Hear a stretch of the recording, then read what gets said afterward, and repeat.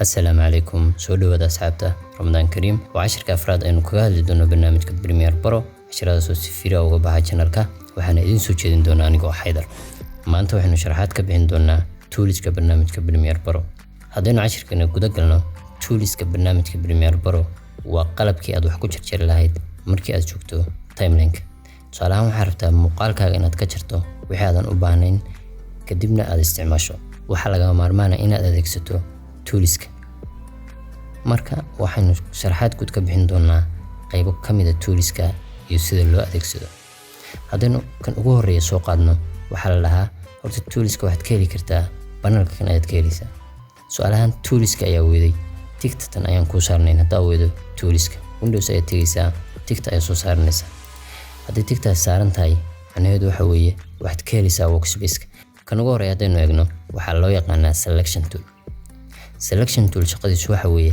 inuu ku dooro clipska tusaalahaan halka clipyo badan ayaad ku aragtaa waxaad u baahan tahay inaad mid u tagto waxaad tagi doontaa selection kadibna kaad rabto ayaad dooranaysaa ama waxaad rabtaa group kamid inaad doorato oo aad selection ku samayso saas ayaad dooranaysaa adigoo jooga selection tool shortcut-ka loo adeegsadana waxa weeye V keyboard-ka ayaa waxaad ka taabanaysaa V kadibna wuu ku shaqeynayaa sidoo kale waxaa loo adeegsadaa selection tool inaad ku qaadqaato clipska meeshaad rabto ku geyso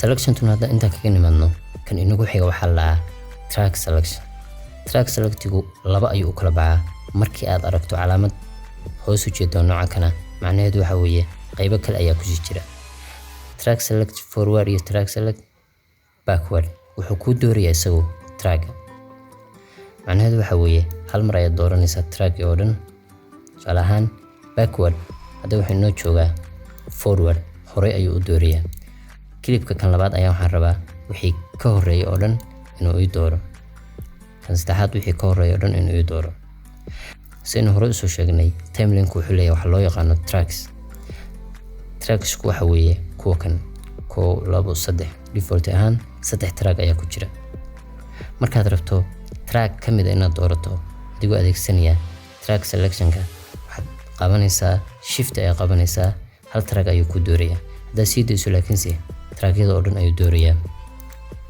waad aragtaan wixii clipska xagga ka xiga forward ayuu doorayaa markaan shift taabto wixii clipska halka track ayuu doorayaa wixii dhinaca ka xiga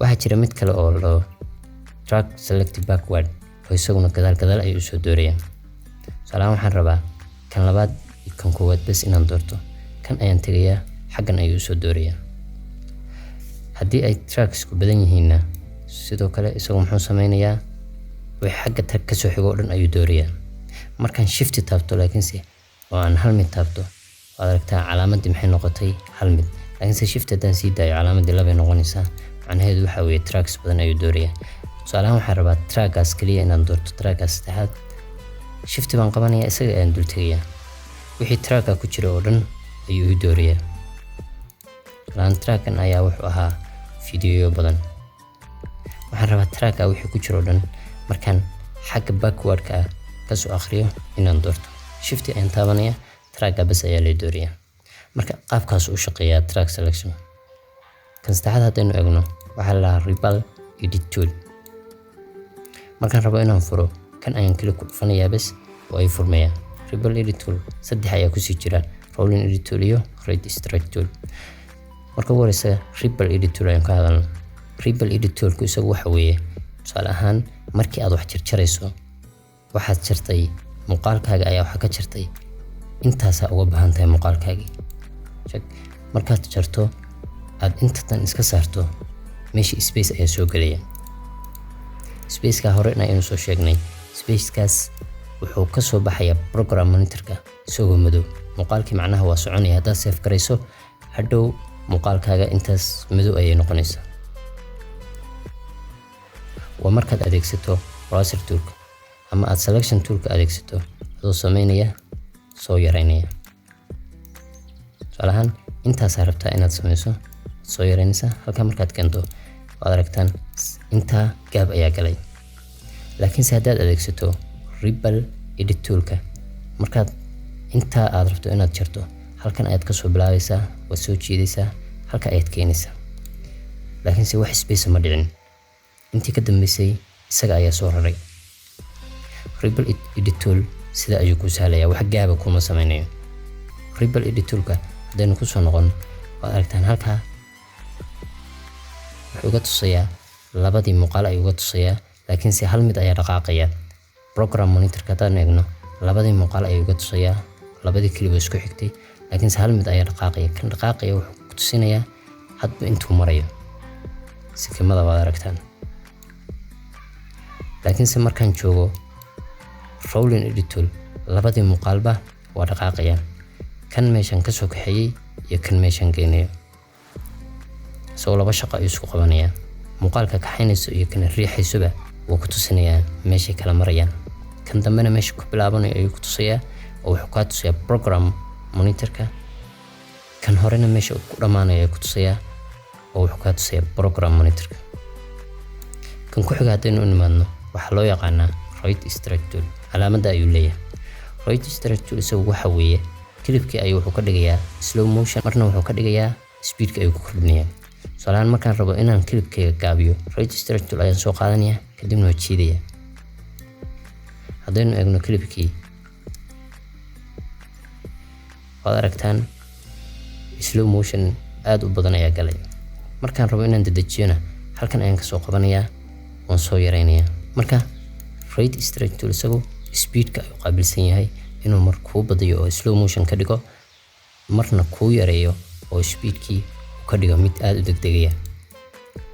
kan ku xiga haddaynu u nimaadno, waxaa loo yaqaanaa Raster Tool. Raster Toolku waxa weeye waa kan kuu jarjaray oo sakiintii weeye. qaabo badan ayaa wax loo jarjari karaa, laakiinse Raster Toolku waa kan khaaska u leh inaad wax jarjarto. tusaalahaan waxaan rabaa clipkayga inaan meesha uu taagan yahay line-ku aan ka jaro. Raster Toolka markaan doorto, calaamadda ayaa soo baxaysa. check ayaan ka siinayaa, intaan rabin ayaan ka saarayaa. Spaceka qaabo badan oo loo tirtiro ayaa jira. Spaceka ku yimaada labada clip dhexdooda. qaabka ugu horeeya waa inaad doorato, kadibna aad keyboardka backspace ka dhahdo ama aad taabato delete. qaab kale loo tirtiri karo waxa weeye inaad dhahdo sequence, dooro marka hore, kadibna aad dhahdo sequence, kadibna aad dhahdo close cap. qaabka ayaa loo tirtiri karaa. marka Raster Toolku sidoo kale waxa aad ku sameyn kartaa clipyo badan ayaa isu ka saaran. tusaale ahaan marka waxaad rabtaa meesha ugu dambeysa inaad halka ka dhigto, laakiinse markaad shift la qabato, trackyada oo dhan wuu jarayaa. inta ka dambeysa dooranaysa, kadibna waa iska dhigaysa. trackyadaadii way ku siman yihiin. waad aragtaa saddexdii track buu ku siman yahay. tusaale ahaan marka soo dhameyso muuqaalka, inta ugu dambeysa waa inaan kala dheeraan, ay saa u sinaadaan. haddaad mid mid u jarjarto, waxaa laga yaabaa inay mid kale ay kaaga dhacdo. marka Raster Toolna qaabka ayaa adeegsan kartaa. haddaynu u tagno Pen Tool iyo shaybabkii Rectangular Tool iyo Ellipse Tool. Pen Tool markaad doorato Program Monitorka ayaad wax ku sawiri kartaa. tusaale ahaan shape ayaa rabtaa inaad sawirto, saas u sawiraysaa. kalarka markaad rabto inaad ka bedesho, Essential Graphics ayaa ka bedeli kartaa kalarka. aynu arki doonaa insha Allah sida loo adeegsado Essential Graphics. haddaynu eegno timeline-ka muxuu kusoo kordhiyey box loo yaqaano graphic box. waa kan hadduu ku dooran yahay graphic boxkaasi oo aad mid kale ku darto, hal ayuu iskaga dhigayaa graphic boxka. laakiinse Essential Graphics ayaa ka arkaysaa inay laba shape yihiin. Program Monitorkan oo ka arki kartaa. sidoo kale waxaad kusoo dari kartaa waxa loo yaqaano rectangle. waad sawiraysaa, saas aad usoo daraysaa. kalarka waad ka bedeli kartaa,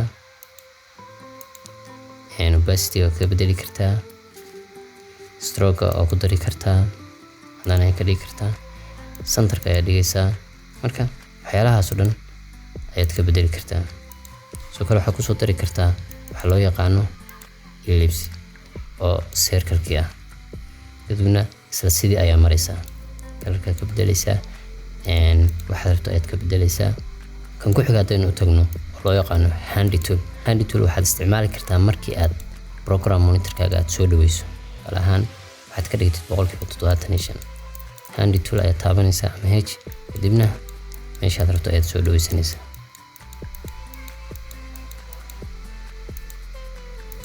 kan ku xiga waxaa loo yaqaanaa zoom toolka isaga timeline-ka ayaad kasoo dhaweynaysaa. aragtaan timeline-ka ayaad kasoo dhaweynaysaa. halkana sidoo kale zoom ahaan ayaa u isticmaali kartaa. markaad rabto inaad fogeyso waa sidaa, markaad rabto inaad soo dhaweyso waa sidaa. markaad rabto inaad fogeyso alt ayaad taabanaysaa. aragtaa minus ayuu noqonayaa, haddaan sii daayna plus ayuu noqonayaa handy toolki zoom toolki. shortcutkiisuna waa Z. kan ugu dambeeya waxaa loo yaqaanaa tape tool. tape toolku waa kii qoraalka ahaa oo wax lagu qorayay. waad dooranaysaa kadibna program monitorka ayaad waxaad rabto ku qoraysaa. kadibna essential graphics ayaa ka saxaysaa waxaad rabtid. insha Allah cashar gaar ah ayuu noqon doonaa qaabka ugu quruxda badan oo aad wax ugu qori kartid. kan isagu waxa weeye markuu ahaa horizontal waxaad ka dhigi kartaa mid vertical ayaad ka dhigi kartaa. haddaan saa dhahno aragtaa vertical ayaa laga dhigay. marka toolska qaabka ayaa loo adeegsadaa. insha Allah inta hartayna cashar gaar ah ayaan ka dhigi doonaa. wixii su'aalaha aad qabto insha Allah waxaad igu soo gudbin doontaa qaybta commentiga, aniga ayaa kaaga soo jawaabi doona. maanta cashirkeena inta ayuu ku egyahay. waxaa inoo ballan muuqaalka xiga iyo maalin kale.